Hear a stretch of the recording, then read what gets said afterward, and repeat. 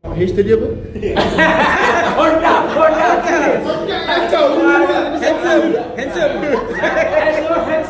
Okay. Dalam buat sale ataupun anda nak bina personal branding ni, anda kena ada cash. Cash Cash apa? Tak ada dah buka. Oh, patutlah dia cakap cash. Cash is king. Cash. Cash. Tapi bukan C. Kita kena ada cash. So apa dia cash? Cash yang pertama adalah K yang pertama adalah apa tujuan kita datang ke sini? Kelas. Knowledge. Knowledge.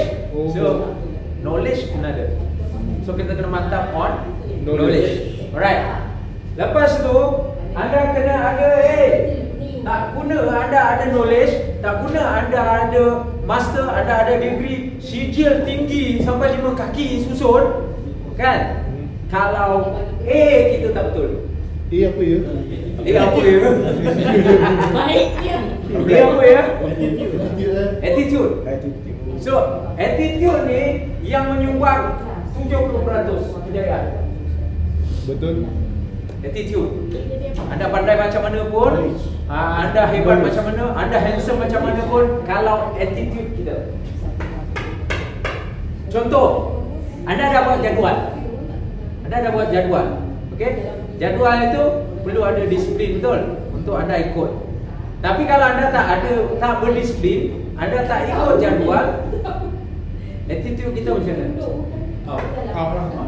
Attitude kita tak jaga attitude kita. Kita tak jaga hubungan baik dengan customer kita. Attitude kita. Alright? Kita tak nak menerima satu perubahan. Attitude kita juga. Alright? So attitude ni menyumbang besar kepada kejayaan seseorang. Attitude. S pula. S. Saving memang kena ada saving. Strategi. No. Service. No. Lepas ada knowledge, and then you buat ulang-ulang kali. You ada knowledge. Lepas tu you buat berulang kali. Daripada you tak pandai, sehingga you Sustain. Salah pula. Salah agak. Suspended.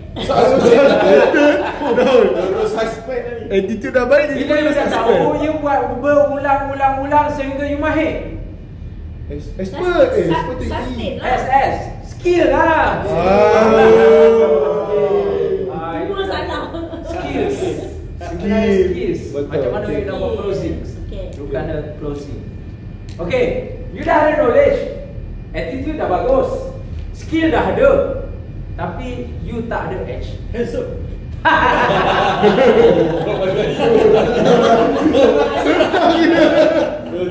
Perasan dah tulis handsome. Kenapa? Honda. You kena ada edge. Dah ada skill. Skills, you dah belajar ni semalam. Semalam kita dah belajar. Hari ni kita dah belajar. Hari ni kita dah edit. Hari ni kita dah dapat skill sikit. Knowledge dah dapat, skill dah ada. Yang kita ada jadual tu. Kita dah ada jadual. Hari-hari kita kena buat, betul? So, jadikan dia sebagai Habit. Jadikan dia sebagai habit je. Itu yang cakap istiqamah, berterusan. Jadikan dia sebagai habit. Anda buat konten ni jadi satu habit. Barulah anda boleh menikmati kejayaan dalam apa jua bidang yang anda cuba. Tak maaf, hashtag dia apa? Honda. Kacau. Handsome. Kalau Kina kata handsome. Ya Allah. Akak berjadi pula. Nak tahu bayar lah. You ada.